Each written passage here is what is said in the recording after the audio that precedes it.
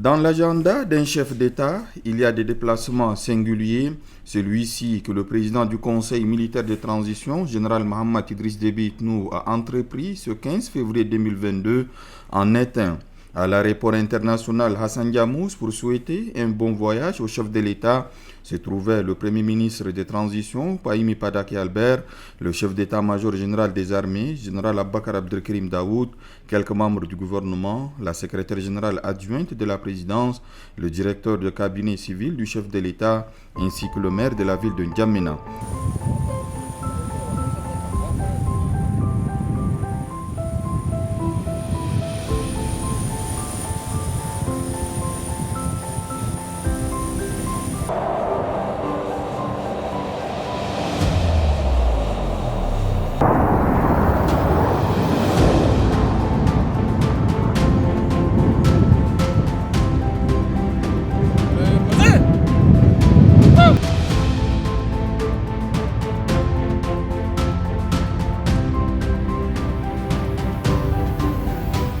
Premier chapitre de ce déplacement, il commence à l'aéroport Le Bourget de Paris où l'avion présidentiel est attendu dans l'après-midi. Le chef de l'État retrouve la ville lumière 2 mois à peine après sa précédente visite. Quelques officiels français et personnels diplomatiques tchadiens ont salué le président du Conseil militaire de transition, lui exprimant leur joie de le compter parmi eux. De la chaleur humaine, de la sympathie et du patriotisme étaient de la partie.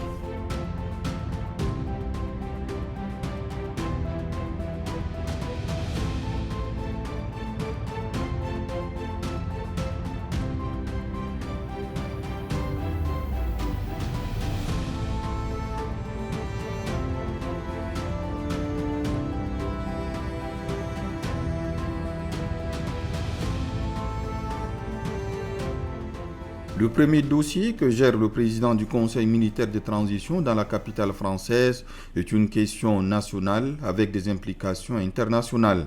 Et c'est avec le Qatar qu'il en est question. Il s'agit du processus du dialogue national inclusif dont le pré-dialogue de Doha avec les politico-militaires doit poser les jalons.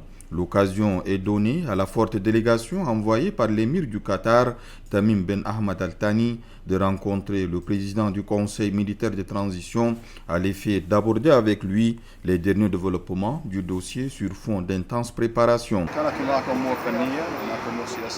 Nous venons de tenir une réunion très fructueuse avec son Excellence, Monsieur le Président. Nous avons abordé de tous les aspects que renferment les pourparlers tchado-tchadiens. En toute évidence, il y a des détails techniques, politiques et logistiques relatifs aux préparatifs de cette conférence. Nous avons évoqué le format, les participants et les résultats auxquels il faut parvenir. Ce sont des questions importantes et il y a une grande convergence de vues. Nous avons reçu des instructions très claires de Son Altesse afin que cette négociation se tienne de manière professionnelle suivant les normes. Nous tenons donc à la bonne organisation de ces rendez-vous, pas seulement pour la forme, mais pour que réellement et sérieusement les deux parties s'accordent en vue d'une solution préalable au dialogue national inclusif et parvenir ainsi à une paix et une stabilité durable au Tchad.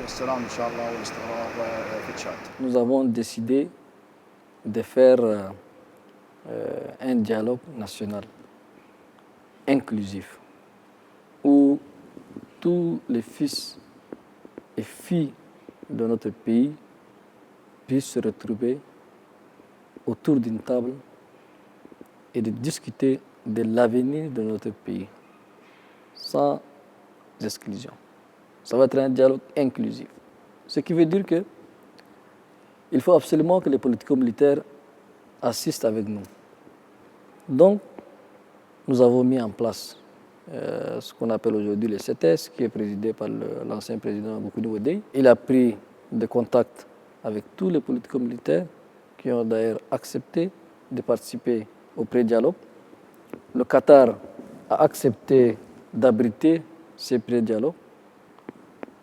Donc, il est tout à fait normal que de temps en temps, nous échangeons avec les autorités qataries sur la suite de ce processus.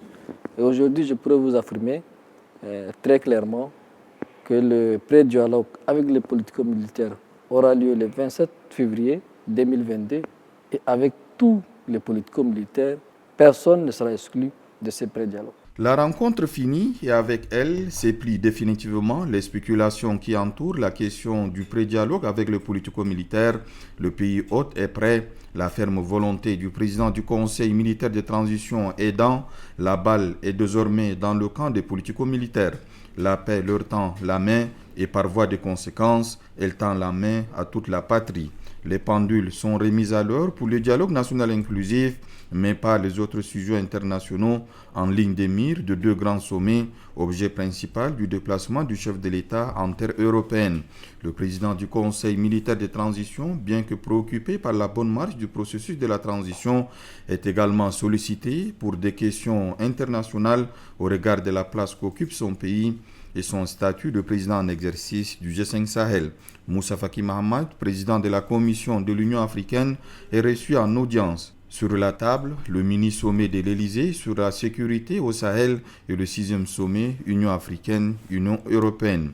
Il est question d'harmoniser les approches entre le G5 Sahel et l'Union africaine et de passer en revue la situation politico-sécuritaire dans le Sahel où se focalisent les attentions avec en toile de fond l'engagement des partenaires européens face au péril.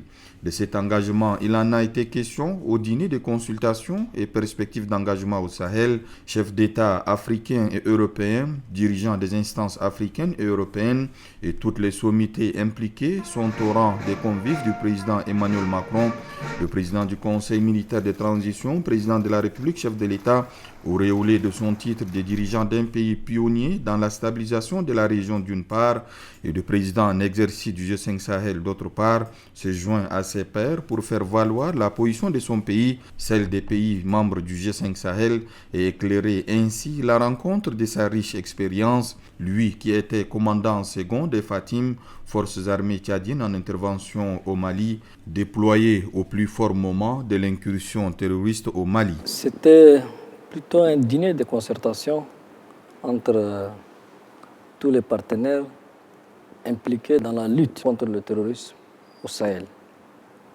Nous avons d'abord fait un bilan de la situation sécuritaire au Sahel. Ensuite, comme vous l'avez appris, la France et ses partenaires européens ont décidé de se retirer du Mali. C'est des États souverains, nous prenons acte, mais c'est dommage parce que d'abord le Mali fait partie du Sahel et c'est aussi l'épicentre du terrorisme au Sahel. Le dîner de l'Élysée a aussi donné l'occasion au président du Conseil militaire de transition d'édifier ses pairs sur le chemin parcouru par la transition politique au Tchad, retraçant toutes les évolutions dont l'un des points culminants est la tenue à partir du 10 mai 2022 du dialogue national inclusif et souverain. La nette évolution positive du processus, notée et appréciée par les participants, contraste avec des sérieuses difficultés d'ordre économique, sécuritaire, sanitaire et politique déclinées par le président du Conseil militaire de transition, non sans réaffirmer, en dépit de toutes ces difficultés, sa détermination à tout mettre en œuvre pour réussir la transition en respectant pleinement tous les engagements nationaux et internationaux, notamment la lutte contre le terrorisme.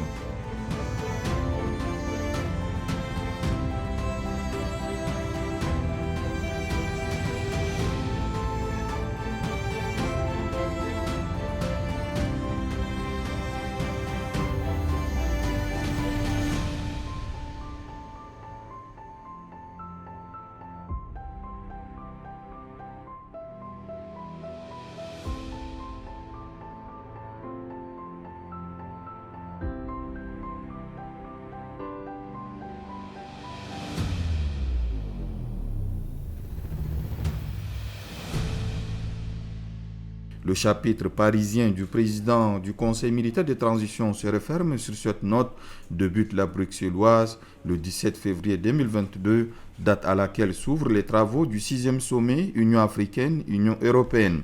À ce rendez-vous, le Tchad répond présent à travers son président. L'aéroport des Aventem, au faubourg de la capitale belge, est le point de départ de la deuxième étape de la tournée européenne du chef de l'État. L'arrivée a donné lieu à un accueil chaleureux réservé par les membres de la représentation diplomatique tchadienne et les fonctionnaires internationaux.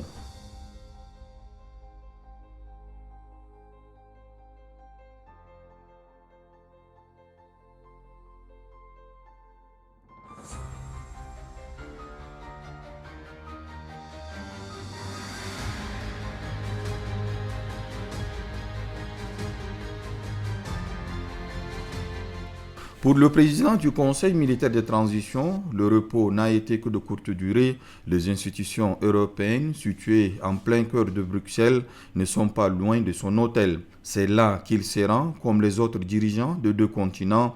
L'accueil tout en couleur au hall par la présidente du Conseil européen et le président français en dit long sur l'importance certaine de ce rendez-vous qui n'a pu se tenir depuis plusieurs années pour des raisons sanitaires évidentes. La joie est perceptible pour les dirigeants de se retrouver ensemble. Il y a de l'ambiance, de la musique aux accents euro-africains, mais aussi des discours, les uns plus marquants que les autres. Tous les intervenants ont égrené les liens forts historiques et stratégiques et surtout les raisons qui ne laissent aucun choix aux deux continents de s'unir et d'ouvrir une nouvelle page de leurs relations. Les temps ont changé et l'Afrique a changé aussi. Ce n'est plus comme avant où on venait faire des beaux discours et partir. Cette fois-ci, il y a eu des débats très francs et sans tabou. Et nous avons pris des résolutions. Et nous avons mis aussi des mécanismes qui vont suivre les résolutions qu'on a prises ensemble avec nos partenaires. C'était un sommet très fructueux pour l'Afrique et pour l'Union européenne aussi. On peut espérer un changement. Et il le faut d'ailleurs. Aux ambitions nouvelles et partagées s'imposent des méthodes de travail différentes. La litanie des discours et de longues plénières sans résultat sont abandonnées au profit des tables rondes auxquelles le président du Conseil militaire de transition a participé avec à la clé des interventions relatives aux thèmes éducation, culture et formation professionnelle, migration et mobilité, et paix, sécurité et gouvernance. Ce n'est plus le sommet traditionnel qu'on connaissait avant entre l'Union africaine et entre l'Union européenne. C'était des tables rondes et tous les participants ont échangé. Moi, j'ai participé à des tables rondes et j'ai évoqué la situation qui prévaut à notre pays, que ce soit sur la situation sécuritaire, que ce soit sur la gouvernance, que ce soit sur l'éducation, que ce soit sur le développement. Et tout ce qu'on a évoqué pendant ces tables rondes ont été pris en compte dans les résolutions qu'on a eu à adopter ensemble avec nos partenaires de l'Union européenne. C'est sur une note d'espoir que s'est refermé le sommet de Bruxelles, un bilan satisfaisant et utile pour le président du Conseil militaire de transition, un esprit nouveau et ambitieux tourné vers l'avenir a soufflé, pense Charles Michel, président du Conseil européen. L'Union européenne a vocation à devenir le partenaire de référence de l'Afrique, dira le président en exercice de l'Union européenne, Emmanuel Macron, qui se félicite d'un fait majeur du sommet, à savoir la mise en place d'un mécanisme de rapportage semestriel pour évaluer la mise en œuvre des recommandations.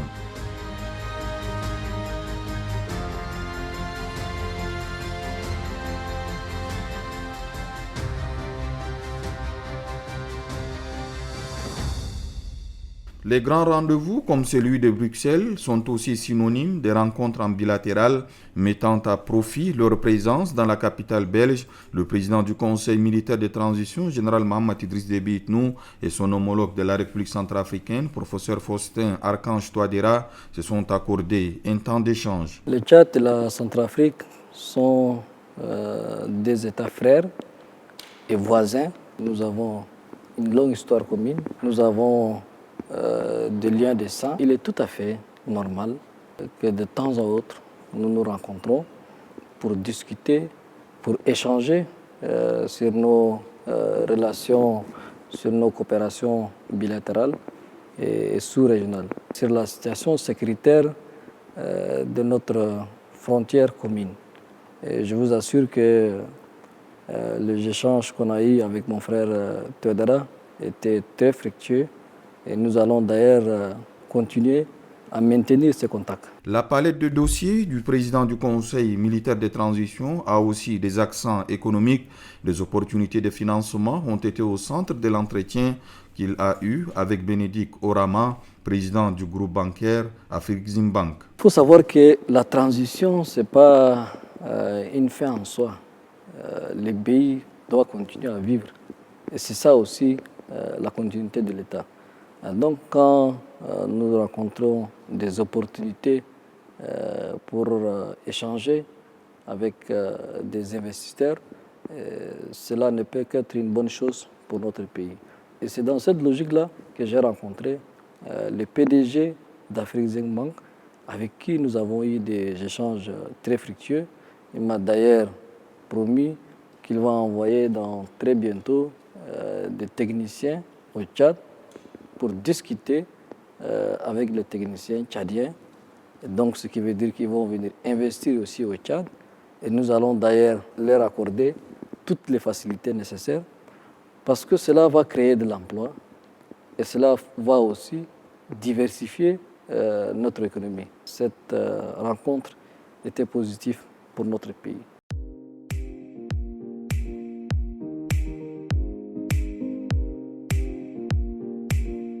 Économie, sécurité, diplomatie, transition, les sujets ont été nombreux et variés à l'image de la taille de la tournée qu'a effectuée le président du Conseil militaire de transition au nom de son pays et du G5 Sahel.